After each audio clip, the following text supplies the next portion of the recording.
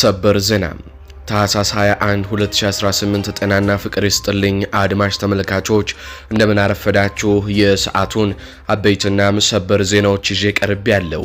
በቅድሚያም አርዕስተ ዜናዎቹን በማስቀደም ጀምራለሁ። የአማራ ክልል የጸጥታና የህግ ማስከበር የክልሉ መስሪያ ቤት ባለስልጣን እንዲሁም ያረጋ ከበደ የጸጥታ ዘርፍ አማካሪ የሆኑት አለኸኝ ተገኝ ለዛሬ አጥቢያ ሌሊቱን በባህር ዳር በመኖሪያ ቤታቸው ላይ በተፈጸመ የቦምብ ጥቃት መገደላቸው ተረጋግጧል። ባለስልጣኑ በፋኖ የቦምብ ጥቃት ለቅምጣቸው በተከራዩት በገዛ ቤታቸው ተገድለዋል ነው የተባለው።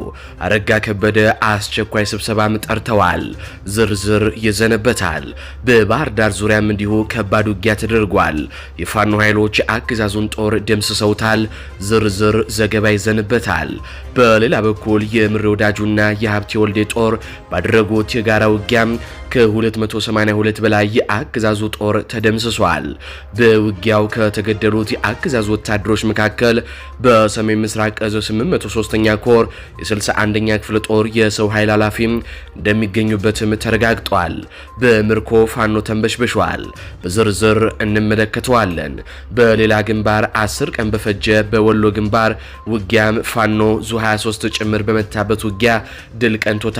ይዳሰሳል። ወዲህ ደግሞ ጌታቸው ረዳም የትግራይ ጄኖሳይድ ነው የፈጸሙት ፋኖና ሻቢያ ናቸው በሚል አዲስ አጀንዳ ይዞ ብቅ ብሏል። አብይ ቀጥቅጦ አሸንፎናል ሲልም ተናግሯል። የጌታቸው ረዳ የሆዱን ስፋት የሚዳስስ መረጃ አዘጋጅተናል። ሰላም ጤና ይስጥልኝ አድማጭ ተመልካቾች እንደምን ቆያችሁ። ከላይ በአርዕስተ ዜና ያደመጣችሁትን መረጃዎች ወደ እናንተ ላደርስ እዚህ ተገኝቻለሁ። የህዝባዊ ትግሉን የምትደግፉ እንዲሁም ሀገር ወዳድ የሆናችሁ አድማጭ ተመልካቾች ቪዲዮን ላይክ፣ ቻናሉን ሰብስክራይብ አድርጋችሁ የደወል ምልክቱን ታበሩ ዘንድ እንጠይቃለን።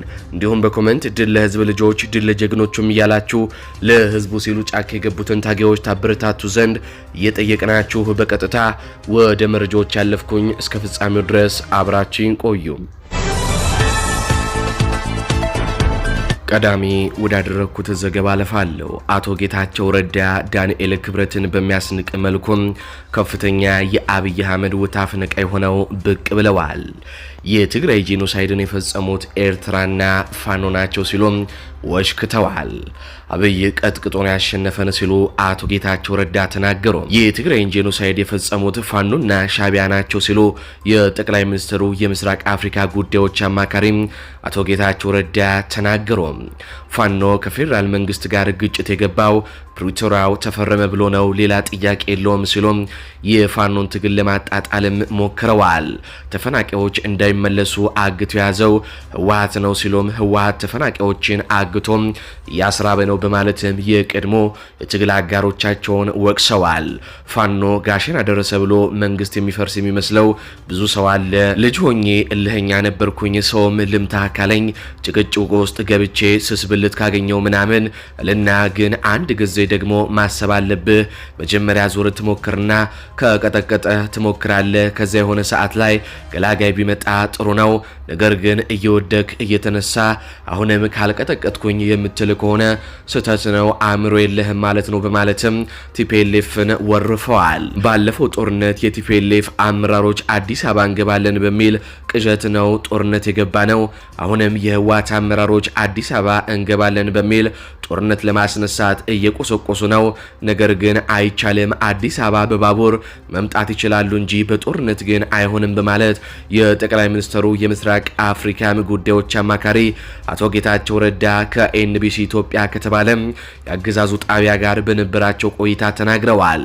ጨምሮም አቶ ጌታቸው ረዳ የሰሜኑ ጦርነት ከመጀመሩ በፊት ጠቅላይ ሚኒስትሩ ግጭት ውስጥ ከገባን ሻቢያ ይጠቀምብናል፣ ላስቆም አልችልም፣ ልዩነታችን አቻችለን ብንሰራ ነው የሚያዋጣን ብለው ነበር። በሰዓቱ ግን ማንም የተቀበላቸው አመራር አልነበረም በማለት የምስክርነት ቃል የሚመስል ከወትሮ የተለየ መልእክትም ተናግረዋል። ሌላው ደግሞ የትግራይን ጄኖሳይድ የፈጸመው ፋኖና ሻቢያ ነው፣ ትግራይ ውስጥ እኮ ያልገባ የለም፣ እድል ገጠመኝ ያለ ማንኛውም የግል ሽፍታ ነበር ሳይቀር ወደ ትግራይ የዘመተው የተረባረበው በማለት ቀንደኛ ተዋናይ የሆነውን የአብይ አህመድ መንግስት ከትግራዩ ጄኖሳይድ ተጠያቂነት ገለል ለማድረግ በሚመስል አኳኳን ሀሳባቸውን በውይይቱም ተንፍሰዋል። ከዚህ ቀደም ፋኖ ካላማጣ አላለፈም ሲለን የነበረው ጌታቸው አሁን ለአለቃው ለማሸርገድ ፋኖ ጄኖሳይድ ፈጽሟል እያለን ነው።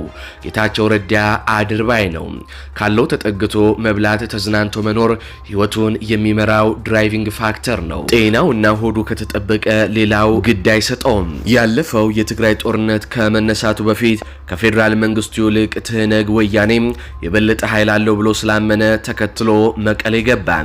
ወያኔም ፈጽሞ እንደማያንሰራራ ሲረዳ ደግሞ አሁን ለፌዴራል መንግስቱ ማጨብጨብ ጀምረዋል። በኢህአዴግ ቤት የአበባ ጉንጉን አንጥፈው ከመቀበላቸው በፊት ከዚህ በፊትም ያለበት ከዚህ በኋላም የማይኖር የኢህአዴግን መንግስት ነው የሚል ፕሮፓጋንዳ በአዲስ ነገር ጋዜጣ ላይ ያስነብብም ነበር። ብዙም ሳይቆይ ነበር ኢህአዴግ ያኔ ድግስ ደግሶም ስልጣን የሰጠው። ጌታቸው ረዳ እንዲህ ነው፣ ለሆዱ ሲል ምንም ያደርጋል። በእርግጥ አማራ ላይ አፍከፋች የሆኑ የዚች ሀገር ፖለቲከኞችና ጌታቸው ረዳ ስብዕና አንድ አይነት ነው። እጅግ የሞተና የቆሸሸ ስርዓት በምሁራዊና በትርክት ንጹሃን አስመስለው ቅዱስ አድርገው ማቅረብ የነሱ ስራ ነው። ጌታቸው ረዳ ስልጣንና ሴኩሪቲም እንዲሁም ሆዱን የሚሞላለት ይፈልጋል። ያንን ፍላጎት የሚያሟላለት ማንኛውም አካል የእርሱ ወዳጅና የእርሱ ዘዋሪ ይሆናል። ነገር ግን ይሄ ስለ ጌታቸው ረዳ ብቻም አይደለም። 99% የሚሆኑት የአማራ ጠላቶች ፖለቲከኞች ስብዕናቸው፣ ማንነታቸው ይህ ነው። ታማኝነት፣ አቋም መያዝ፣ ለራስ ክብር መኖር፣ ለእውነት መታገል፣ ለእውነት ራስን መስጠት፣ ፍትህ፣ ክብር የሚሉ መሰል ቃላቶች በእነዚህ አይነት ሰዎች ፖለቲካ መዝገብ ቃላት ውስጥ መቼምና በፍጹም ተመልሰው የማይፈጠሩ ቃላትና ጽንሰ ሐሳባት ናቸው። እነዚህ ሰዎች ለራሳቸውም ሆነ ለታሪካቸው ክብር የላቸውም። ሆዳቸውን ያስቀድማሉ። አረ ጎበዝ ዳንኤል ክብረትን ጌታቸው እኮ በማሸርገድ እየበለጠ ነው፣ አትፍዘዝ ነቃበል እንጂ በሉት። ዘንድሮ ማናየው የለም፣ አጃይብ ነው። አሁን በቀጥታ በአማራ ክልል እየተደረገ ወዳለው ጦርነት አልፋለሁ። በምኒልክ እዝና በላይ እዝ ጥምረት 197 የአገዛዙ ሰራዊት የተደመሰሰበትና ከ85 በላይ የቆሰለበት እንዲሁም 2 ብሬንና 43 ክላሽ የተማረከበት ከባድ ውጊያ ተደረገ። የአማራ ፋኖ ብሔራዊ ኃይል አፋብኃ ምስራቅ አማራ ቀጠና ምኒልክ እዝ ላስታ ጀነራል አሳምነው ጽጌ ኮር በአርበኛ 50 አለቃ ጌታዬ ተፈሪ የሚመራው ጀነራል ተፈራ ማሞ ክፍለ ጦርና ዋክሹም ብርጌድ እንዲሁም አፋብኃ ሰሜን አማራ ቀጠና በላይ ዘለቀ ሜጀር ጀነራል ውባንታ ባተኮር የተወጣጡ የፋኖ ኃይሎች በጥምረት ባደረጉት ውጊያ አብዛኛው የብልጽግና ኃይል የተደመሰሰበትና ይዞት የመጣው የጦር መሳሪያ ምርኮም የሆነበት ፋኖች ታላቅ ድል ያስመዘገቡበት አውደ ውጊያ ተካሂዷል። በትላንትናው ዕለት ከንጋት 10 ሰዓት ጀምሮ የብልጽግና መንበር አስጠባቂ ኃይል በሻምበል ጫላ የሚመራው 61ኛ ክፍለ ጦር መነሻውን ከቡግና ወረዳ አይና ከተማ ሐሙሲት አድርጎም ብርኮ ገብርኤል ዓመታዊ ንግስ በዓል በሚከበርበት በአራት አቅጣጫ ማለትም በብርኮ ገብርኤል አቅጣጫ፣ በጤና ጣቢያው አቅጣጫ፣ በጭቃው አቅጣጫና በብርኮ ኪዳነ ምህረት አቅጣጫ ለማጥቃት አስቦ ተኩስ የጀመረው የአገዛዙ ኃይል ለወሬ ነጋሪ ሳይቀር በመጣበት በፋኖ ኃይሎች ላይመለስ ተደምስሷል። በዚህ አውደ ውጊያ የብልጽግና ኃይል በመካናይዝድ የታገዘ አንድ ዙ 23 ሁለት ሞርተር 3 ድሽቃና ብዛት ያለው ብሬን ስናይፐር ታግዞ የገጠመ ሲሆን የጦር ጠበብቶቹ የብልጽግና ኃይልን በመጣበት ቋንቋ አናግረው የብልጽግናው ጄኔራል አስታጥቄ የላከውን ተረካክበው በንፍሮ ጥሬ እንዲሉ የተረፈው ወደ መጣበት እየተዝረከረከም እንዲመለስም አድርገውታል። የብልጽግና ኃይል በተወሰደበት እርምጃም ከፍተኛ ሰብአዊና ቁሳዊ ኪሳራ ያስተናገደ ሲሆን 197 የብልጽግና ወታደሮች የ61ኛ ክፍለ ጦር የሰው ኃይልን ጨምሮም ሲደመሰስ 85 ቁስለኛና 7 ምርኮኛ በፋኖ ተይዟል። በተጨማሪም 2 ብሬን 43 ክላሽ 84 ወታደራዊ ሻንጣም 2850 የብሬን ተተኳሽ 2200 የክላሽ ተተኳሽም በፋኖ ተማርኳል። ለአማራ ህዝብና ለንጹሃን የማይጨነቀውና የጦር ወንጀል እየሰራ የሚገኘው የብልጽግናውን በራስ ጠባቂ ሰራዊት በየዓመቱ እንደሚያደርገው ላሊበላ የልደት ቀንንና የገና በዓልን ንግስ ለማክበር እየተጓዙ የነበሩ 12 ንጹሃንን በሞርተር ቁምቡላ ሲያጠቃ 2 ንጹሃንን እንዲሁም ቤት ለቤት በመዞር የፋኖ መረጃ ናችሁ በሚል 2 እናቶችን ሲረሽን 9 ንጹሃን አክስሏል ተብሏል። በርካታ አንደኛ ደረጃ ትምህርት ቤቶችን ከርቀት ሆኖ በመድፍ ቅንቡላም ደብድቧል፣ አፍርሷል ነው የተባለው። እዚሁ ወሎ ላይ ስንቆይ የልጅ ኢያሱ ኮር አሃዶች አምባሰል ዙሪያ ከውጫሌና ማርዬም እስከ ጊሸን ድረስ በርካታ ግንባሮች ላይ ከ10 ቀን በላይ ተጋድሎ በማድረግ የብልጽግና ኃይል ላይ ከባድ ሰብአዊና ቁሳዊ ኪሳራን በማድረስ ብሎም ቀጠናውን በማስከበር ድል አስመዘገቡ። ልጅ ኢያሱ ኮር 23ኛና 24ኛ ክፍለ ጦሮች ከደሴ በርካታ እግረኛ ሰራዊትን መካናይዝድን በማዝመት እንዲሁም ከውጫሌ ውርጌሳና መርሳ እንዲሁም በማርዬና በጊሸን በኩል ግንባሮችን ፈጥሮ ወደ አምባሰል ድብል ደልባና ጅጓዳም አካባቢዎች ማጥቃት ያደረገውን የብልጽግና ኃይል ጋር ከ10 ተከታታይ ቀናቶች በላይ ተጋድሎ በማድረግ በብልጽግና ላይ ከባድ ሰብአዊና ቁሳዊ ኪሳራ በማድረስ ብሎም ቀጠናውን በማስከበር ወሳኝ ድል አስመዝግበዋል። በዚህም የብልጽግና ኃይል በደረሰበት ምት ምክንያት እርስ በራሱ እስከ መታኮስ የደረሰ ሲሆን በትላንትናው ዕለት ታህሳስ 20 2018 ዓ.ም የእርስ በርሱን ተኩስ ለማስቆምና ለሌሎች ተግባራቶች ከደሴ ብዙ 23 ታጅቦ የመጣ ኮሎኔል የሰሞኑ ቁስለኞችን ይዞም ለመውጣት ጭምር በተሽከርካሪ እንቅስቃሴ ላይ ባለበት በ23ኛ ክፍለ ጦር የፋኖ ኃይሎች የደፈጣ ጥቃት ተፈጽሞበት አጃቢዎቹ የሞቱ ሲሆን ኮሎኔሉ በአጋጣሚ ሊያመልጥ ችሏል ነው የተባለው።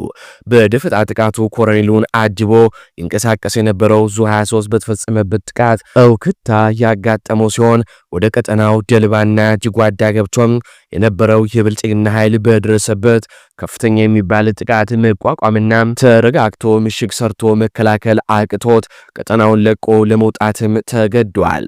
በዚህ በሰሞኑ አመርቂ ድል የፋኖ ኃይል የምስራቅ አማራ ኮር አንዱ ባለሽርጡ ክፍለ ጦርና የምስራቅ አማራ ኮር ሁለቱ ታጠቅ ክፍለ ጦር መርሳ ውርጌሳና ውጫሌ አካባቢዎች ላይ ተጋድሎ በማድረግና ድል በማስመዝገብ ጉልህ ሚና ተጫውተዋል ነው የተባለው። በቀጥታ በባህር ዳር ዙሪያና በመሃለ ባህር ዳር ወደ ተሰሩ የፋኖ ኦፕሬሽኖችና የፋኖ ውጊያዎች እናልፋለን። መንትዮቹ ሻለቃዎች ድል ተቀዳጁ።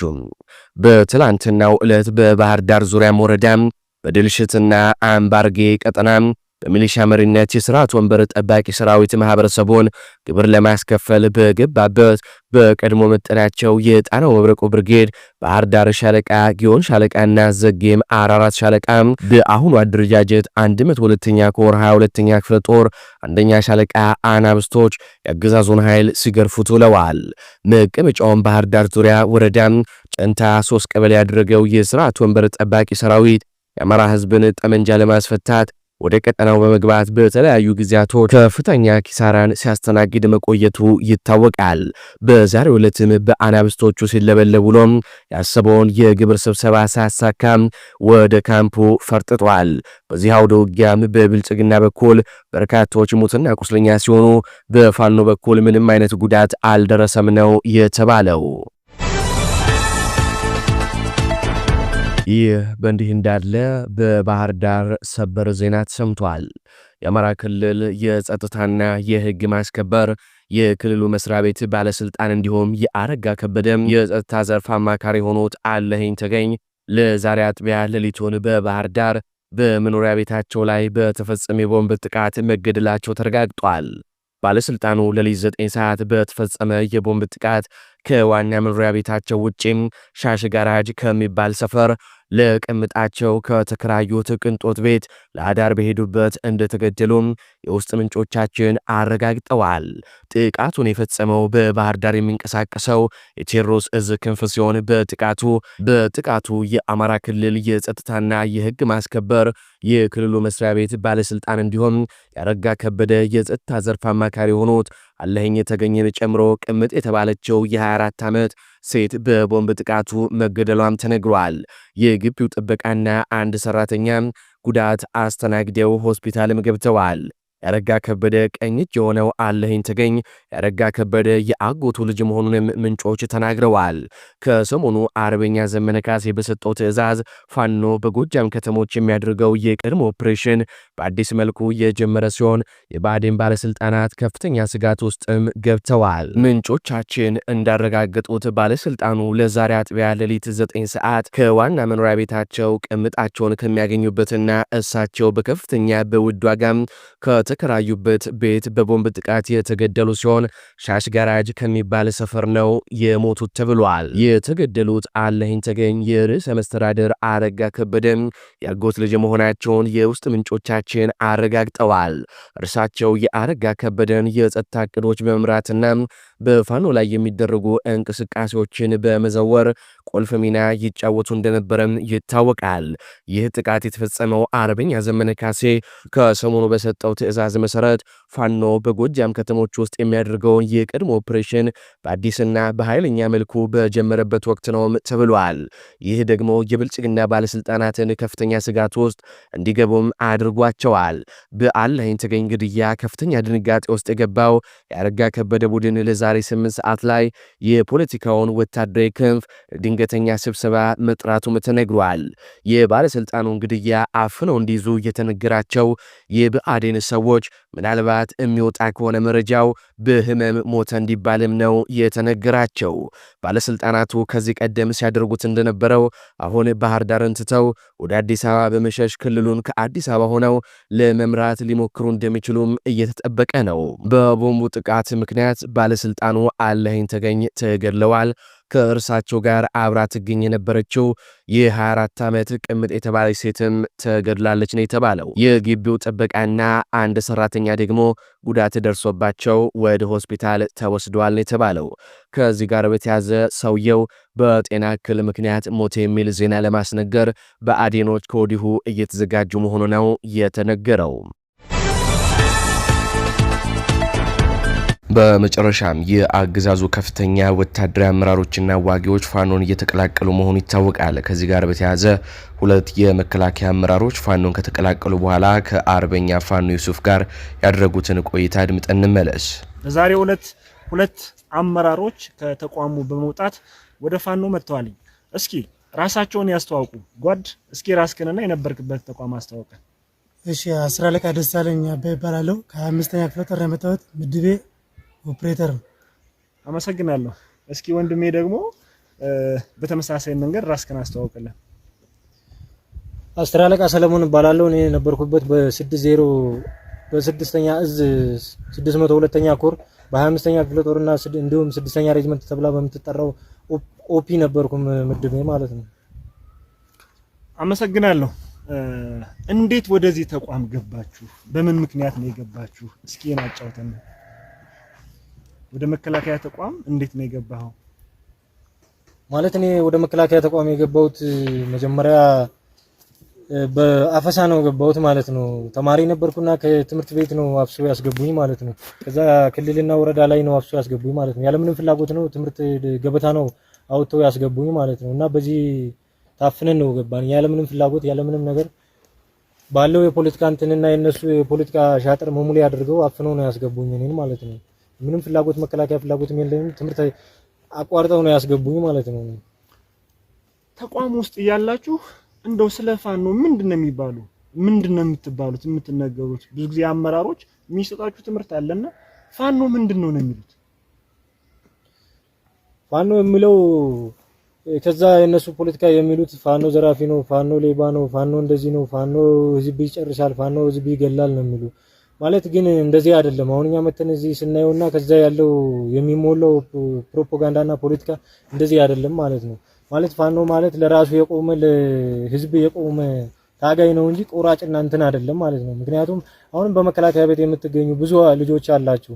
እናንተም እንድትወጡና በቃ ከተቋሙ አልፈልግም ብላችሁ ተቋሙን እንትን ብላችሁ ወጣችሁ ወደ ፋኖ ተቀላቅላችሁ ከዛ ወደምትፈልጉበት ቦታ እንዲያደርሷችሁ ምንም አይነት ነገር ያለምንም እንግልትና ያለምንም ነገር ተንከባክበው ሁሉን ነገር በደስታና በፍቅር ተቀብለው ወደ መጣችሁበት ሀገር ቤትና ወደ ቤተሰቦቻችሁ በፍቅር ይሸኟቸዋል። ስለዚህ እዛ የምትታገሉ ጓዶች ትግሉን በቃኝ ብላችሁ ወደ ፋኖ ተቀላቅላችሁ ከዛ በኋላ ወደ ሀገር ቤታችሁ ወደ ቤተሰብ ለማየት ብትሄዱ ደስ ይለኛል ብዬ ነው የሚያለኝ እንትን እንደው በስርዓቱ ውስጥ አሁን ላይ እንግዲህ በርካታ አማራዎች ምንም ትጥቅ ያላዙ ምንም ውጊያ ላይ ያልነበሩ ንጹሃኖች እየታረዱ እየተገደሉ ነውና እንደው እንደ አንድ አማራ ምንድነው የሚሰማችሁ? እውነት እዛ ውስጥ ያለው ተቋሙ ላይ ያለው አካል ለዓላማው ነው? እውነት ነው ለሀገር እየጠበቀ ነው ያለው? የሀገር መከላከያ የሚባለው እውነት በዛ ልክ ነው ዓላማ እናንተ ነው? አይ ማለት እሱ ለሀገር ነው ምናምን እኔ ለሀገር አይመስለኝም ማለት ነው። ምክንያቱም እኔ ከዚህ በፊት መከላከያ ማላቅም ነበር የገባሁት ለሀገር ተብሎ ነው ማለት ነው። ግን ለሀገር ሳይሆን እኛ የምንታገለው ወይ ለስልጣንና ሌላን ሰው ስልጣን ለማስያዝና ሀገርን ለመበተንና ለማፈራረስ የተለያዩ ብሔርተኞችን አንዱን ብሔር ከፍ አድርገን አንዱን ብሔር ዝቅ አድርገን አንዱን እየበደልን እንትን ለማለት ነው ማለት ነው። ምክንያቱም በተለያየ ቦታ ላይ አሁን ዘረፋ አለ፣ ሴት መድፈር አለ፣ የተለያየ ነገር አለ። በተለያየ እንትን ላይ ብዙ ግፍና በደል እየደረሰ ያለ በመከላከያ በተለያየ ከባድ መሳሪያ በሚወረወርበት ሰዓት በተለያየ ንጹሃን ዜጋ እየተጨፈጨፉና ንጹሃን እንትን እያሉ ነው የሚገኙ። ምክንያቱም እነሱ ለሀገር ቢሆን ኑሮ ለአንድ ሀገር ቢሆን ኑሮ አንድ ሀገርን መጉዳት አችልም ማለት ነው። ምክንያቱም መከላከያ እንዴት ሀገርን ይጠብቃል እንጂ ሀገርን እየጎዳ ነው አለ ማለት ነው። ሀገርን እያፈረሰ ነው እንጂ ሀገርን እየጠበቀ አይደለም ያለ መከላከያ ማለት ነው። እዛ ተቋም ውስጥ ያላችሁ እንደው ምን ይደርስ ነበር?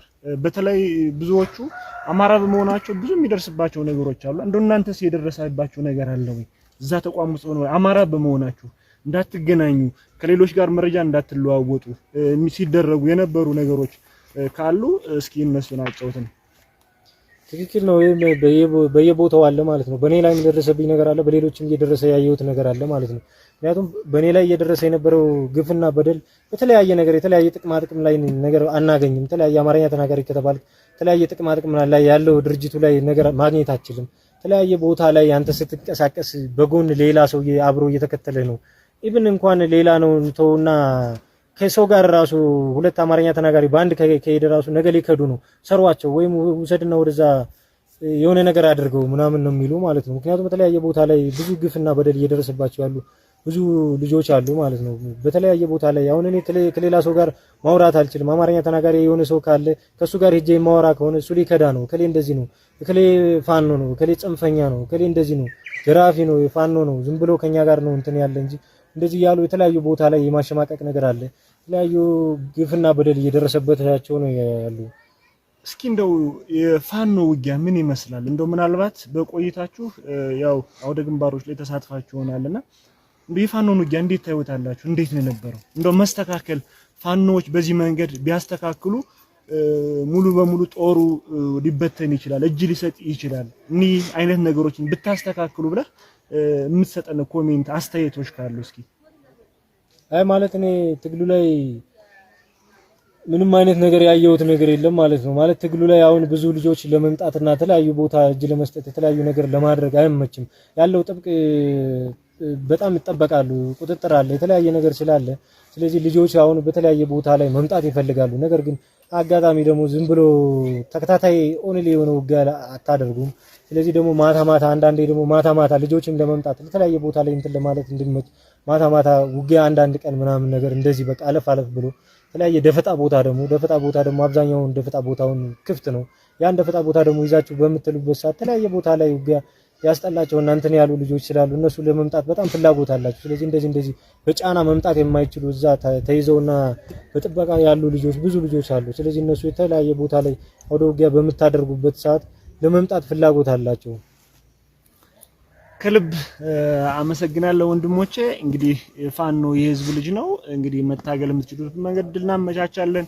ወደ ቤተሰባችሁ መሄድ የምትፈልጉም ከሆነ እኛ አማራ በየትኛውም መንገድ ጠላ አይደለም። ማንኛቸውም በየትኛውም አጋጣሚ ስርዓቱ እንዲፈርስ ነው የምንፈልገው።